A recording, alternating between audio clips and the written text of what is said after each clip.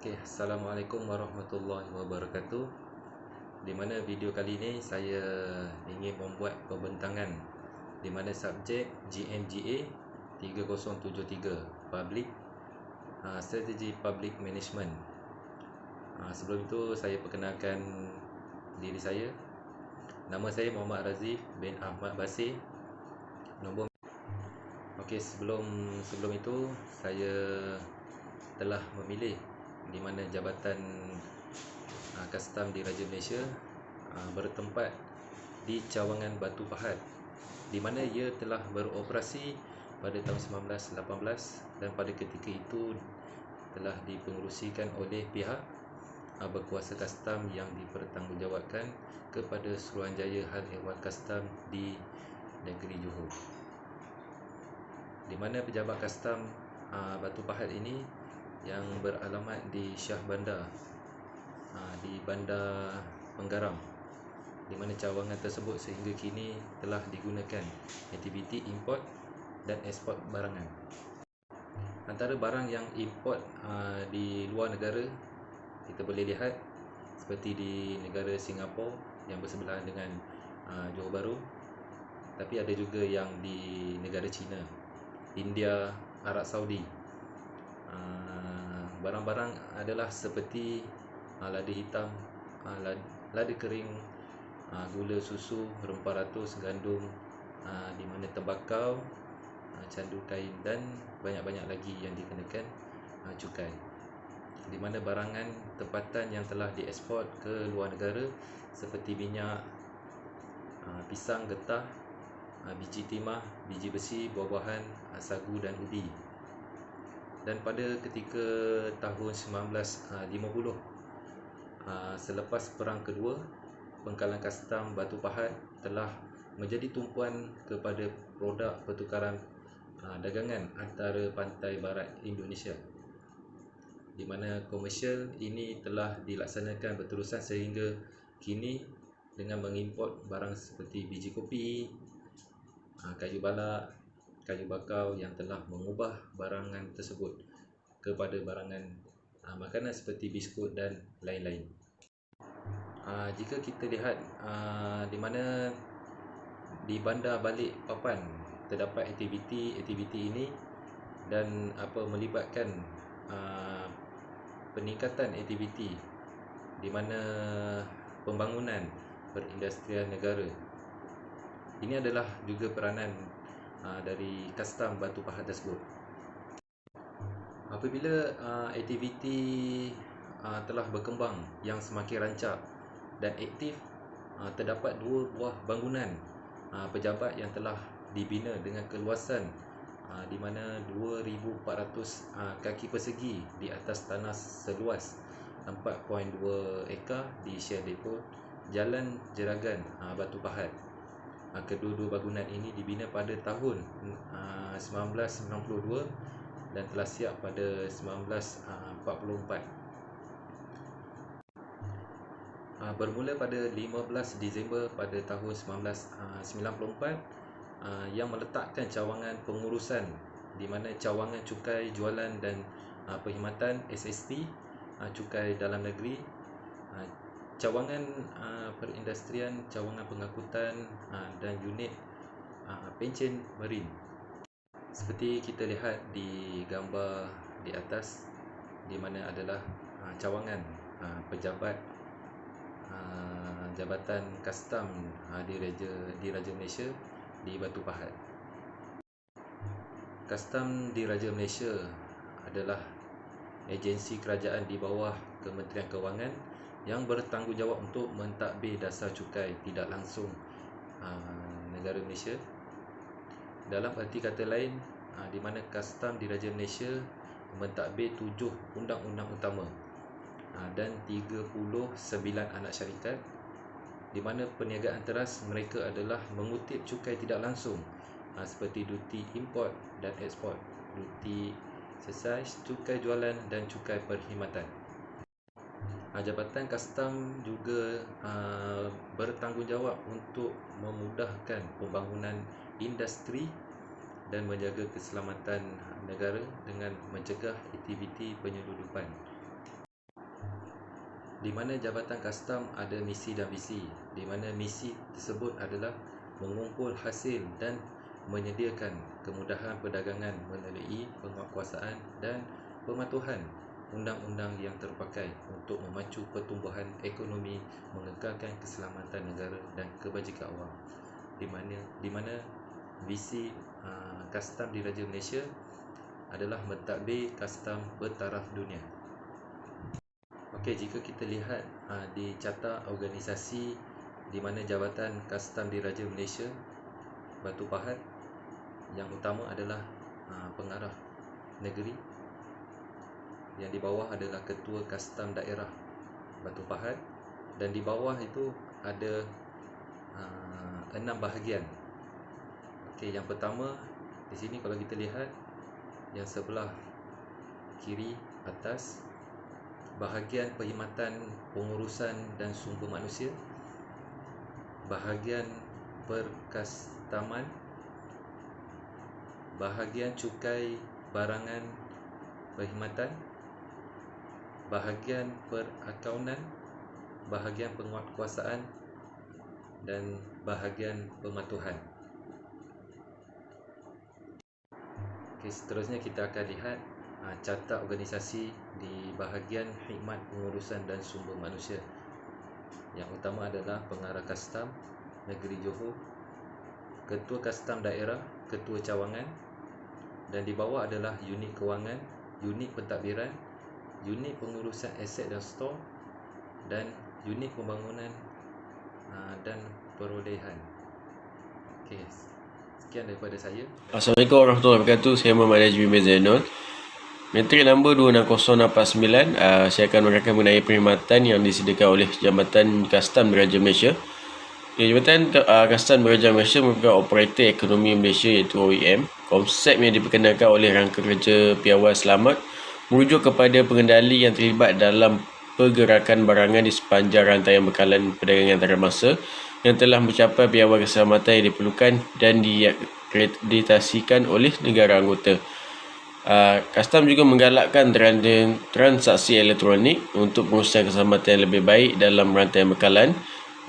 Oleh itu, untuk aliran perdagangan yang lancar dan licin, pengendali ekonomi digalakkan untuk melaksanakan ciri keselamatan yang tinggi berdasarkan piawai antarabangsa dalam pengurusan harian mereka dalam semua aspek aktiviti perniagaan mereka, antara lain termasuk aktiviti pembuatan, pergerakan bahan mentah dan barang siap, penyimpanan dan perdagangan, dan juga memastikan pengangkutan dan pengendalian barangan selamat.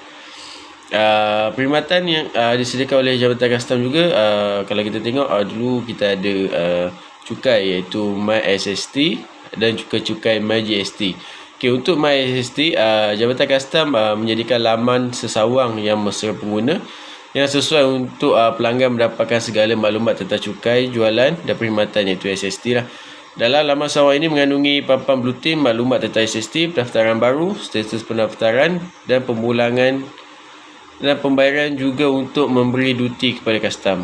Manakala bagi GST juga, laman sesawang yang Jabatan Kastam menyediakan laman sesawang yang menyediakan perkhidmatan untuk pelanggan membuat bayaran GST, mengetahui tentang hak perundangan dan kadar cukai semasa, berkongsi pendapat dan maklum banas dengan pegawai GST, juga menyediakan kod QR untuk mengakses portal GST melalui mudah alih. Segala maklumat tentang GST boleh diakses melalui lembaga ini. Selain daripada itu, perkhidmatan disediakan adalah TAP iaitu TAP. TAP ialah portal akses yang membolehkan pembayar cukai menguruskan cukai mereka sendiri.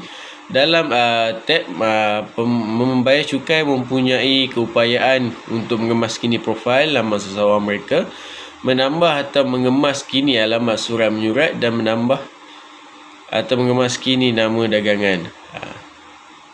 Okey, selain pada itu, Kastam juga menjaga perkhidmatan web core, iaitu salah satu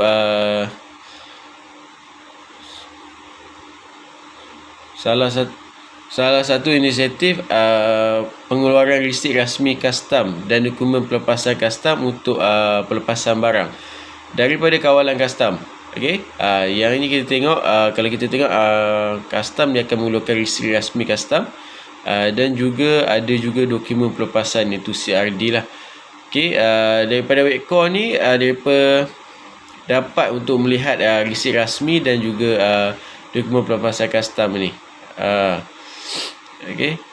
Kalau kita tengok daripada segi resi rasmi custom yang dikeluarkan untuk pembayaran duty ataupun cukai custom merupakan dokumen penting untuk menunjukkan bukti pembayaran cukai kepada jabatan custom oleh pengimport ataupun pengeksport. Okey, manakala untuk dokumen pelepasan memberi semua buktiran berkaitan pengisytiharan yang dikemukakan kepada custom.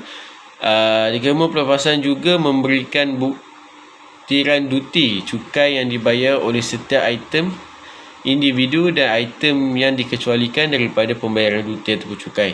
Okay, CRD ialah dokumen yang dipergunakan untuk pelepasan barang daripada kawalan custom atau kedua-dua barang bercukai dan tidak bercukai. Okey, setakat ini saja penerangan saya. Sebenarnya serahkan kepada sahabat saya. Terima kasih. Assalamualaikum warahmatullahi wabarakatuh dan salam sejahtera. Nama saya Nur Fariza binti Osman, nombor matrik 260762. Baiklah, saya akan menerangkan mengenai isu dan masalah yang sering berlaku di Jabatan Kastam Diraja Malaysia.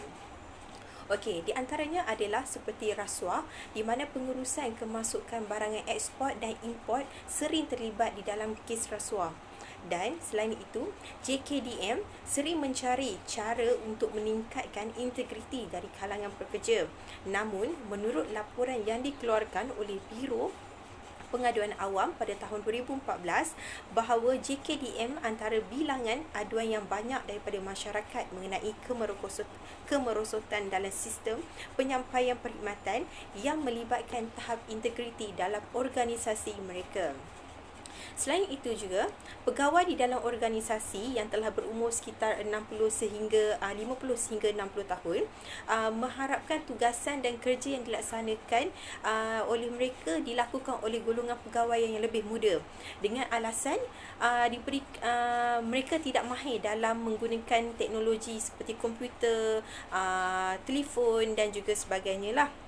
Okey, selain itu juga pegawai atasan yang juga tidak menunjukkan kepimpinan yang baik serta cara komunikasi yang cekap dan efisien kepada pegawai bawahannya yang telah menyebabkan kekeruhan serta ketidakkeseronokan semasa bekerja.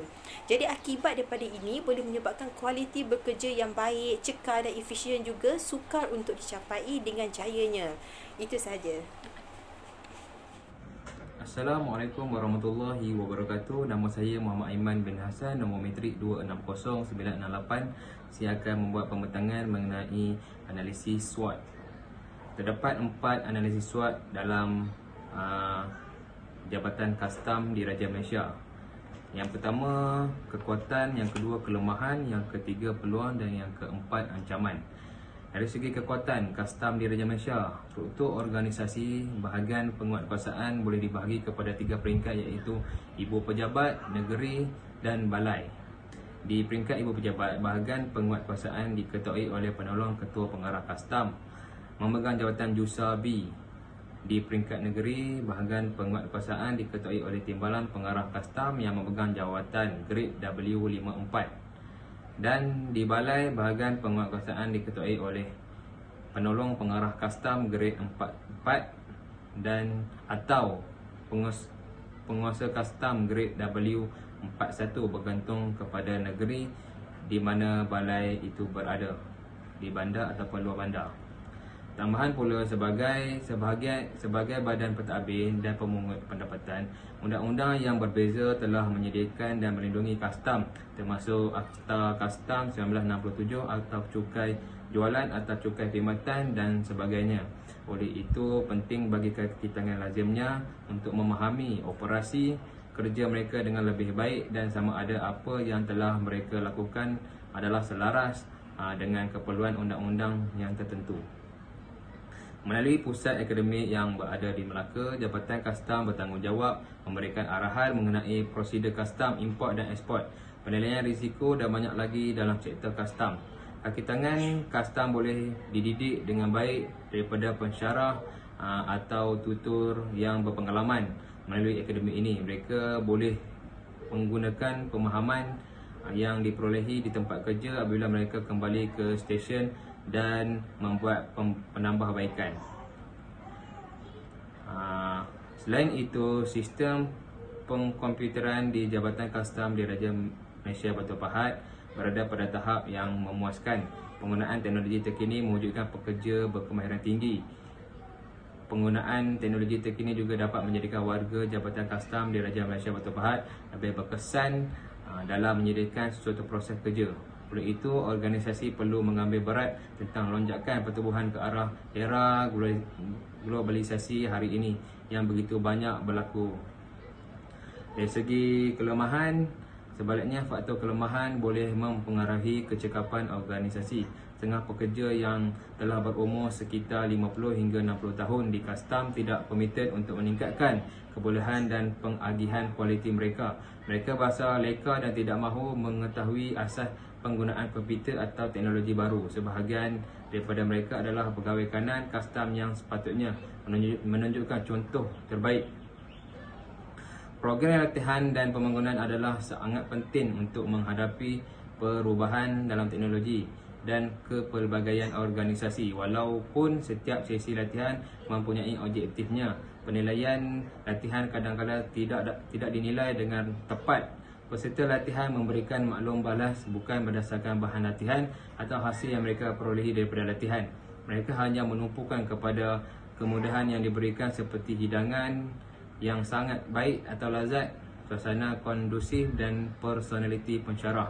Bukannya penilaian menyeluruh yang penting untuk menentukan sama ada latihan itu disasarkan dan mengaplikasikan apa yang mereka pelajari di tempat kerja. Akibat daripada itu, latihan yang mereka hadiri tidak dapat mengubah prestasi mereka dan membazir usaha organisasi dan wang pelaburan untuk latihan. Dari segi peluang pula, Jabatan Kastam Diraja Malaysia Batu Pahat mempunyai banyak kemungkinan untuk menambahbaikan kemudahan dan syarikat utamanya. Satu faktor ialah pengambilan pekerja baru untuk pangkat pegawai kanan khususnya. Mereka menekankan kepada yang mempunyai latar belakang kelayakan perekonomian dan undang-undang. Kastam Diraja Malaysia juga telah bersedia secara intensif untuk memperkenalkan sistem cukai baru yang dipanggil Cukai Barang dan Perkhidmatan atau GST. GST adalah pengganti cukai jualan dan cukai perkhidmatan cukai perkhidmatan. Melaksanakan GST akan membawa lebih banyak pendapatan kepada kastam dan jabatan awam. Pelaksanaan GST akan menambahkan lagi pendapatan kepada jabatan kastam dan kerajaan. Ia juga boleh menyelesaikan masalah penyelundupan dan ekonomi yang tersembunyi yang akan menyumbang kepada jangkaan kerugian pendapatan kerajaan. Selain daripada pengumpulan pendapatan, satu lagi peranan utama kastam ialah menggalakkan pertumbuhan perindustrian. Ini boleh dicapai melalui perjanjian perdagangan dan dengan negara lain seperti kontrak antara ASEAN, perdagangan bebas dan pertumbuhan perdagangan dunia. Pengaturan ini akan memudahkan pergerakan produk ke Malaysia dan lebih banyak pelaburan langsung asing FDI boleh dijangkakan di Malaysia. Analisis yang terakhir ialah pemberi ubah terakhir dalam penilaian SWOT adalah ancaman. Dalam teknologi maklumat dan komunikasi, pengimport dan syarikat perdagangan kini lebih maju. Kes jenayah yang semakin berleluasa dan tidak terkawal, contohnya kes penipuan dan penyelundupan yang telah berubah daripada gerakan fizikal kepada penipuan dokumen. Bagi Jabatan Kastam, ini adalah satu cabaran yang besar yang mereka harus meningkatkan. Mereka harus meningkatkan bidang audit dan kemahiran forensik komputer dan kapasitian untuk mengesan penggunaan yang menyalahi undang-undang. Lepas itu, yang terakhir, masalah integriti di kalangan kaki tangan kastam juga sering menimbulkan perhatian orang ramai dan kerajaan. Bagi memastikan ia tidak menjejaskan imej dan integriti Jabatan Kastam Diraja Malaysia, masalah ini perlu ditangani dengan teliti dan proaktif. Okey, sekian daripada saya. Assalamualaikum warahmatullahi wabarakatuh dan salam sejahtera. Saya Syafiza Nisa binti Ahmad Subri, matrik nombor 261009. Saya akan teruskan pembentangan berkaitan dengan cadangan kepada permasalahan. Untuk cadangan yang pertama iaitu melaksanakan perubahan diatasi dengan komunikasi bersemuka dan juga pemerkasaan. Komunikasi bersemuka di sini bermaksud perjumpaan fizikal di antara pegawai tertinggi dan juga orang bawahan. Manakala budaya pemerkasaan Jabatan Kastam Diraja Malaysia boleh dipertingkatkan jika pegawai tertinggi bersedia untuk mengubah persepsi mereka terhadap kapasiti orang bawahan mereka untuk membuat keputusan. Di sini pegawai tertinggi perlu memberi lebih kepercayaan kepada setiap orang bawahan untuk memberi cadangan ataupun membuat keputusan. Seterusnya iaitu pengukuran kualiti oleh Jabatan Kastam. Mereka perlu menilai setiap tahap kepuasan pelanggan terhadap perkhidmatan yang telah diberikan. Cara ini boleh mengesan kesedaran pelanggan jika ia memenuhi ataupun melebihi jangkaan pelanggan. Borang maklum balas pelanggan hendaklah disediakan di setiap kaunter perkhidmatan dengan bertujuan untuk mengenal pasti ataupun menilai tahap kepuasan pelanggan. Dan borang maklum balas ini perlulah diselia, disusun, dikaji dan juga dianalisis setiap masa. Pengurusan atasan harus mengambil sebarang konsep ataupun tindakan untuk menambah baik perkhidmatan kaunter dengan lebih serius. Seterusnya iaitu program latihan pembangunan. Ini juga penting untuk menangani perubahan dalam teknologi dan kepelbagaian organisasi. Oleh kerana banyak pengubahsuaian dalam bidang teknologi, program ini semakin menekankan untuk menjadikan organisasi sebagai organisasi pembelajaran dan mengurus output manusia. Fasa latihan yang penting iaitu mengenal pasti keperluan dan juga latihan serta pembangunan. Seterusnya, jabatan hendaklah menyediakan sistem pengurusan aduan yang cekap dan ia bertujuan untuk memanfaatkan organisasi, pelanggan dan juga kaki tangan. Segala aduan mesti disemak secara adil tanpa menyebelahi mana-mana pihak. Cadangan yang seterusnya iaitu melaksanakan plan anti rasuah serta pelaksanaan aktiviti-aktiviti keagamaan bagi menangani masalah integriti. Aktiviti-aktiviti keagamaan adalah penting untuk memberi lebih kesedaran dan juga lebih kesedaran dan juga lebih keyakinan kepada setiap anggota untuk menangani masalah serta meningkatkan integriti masing-masing. Itu sahaja. Sekian, terima kasih.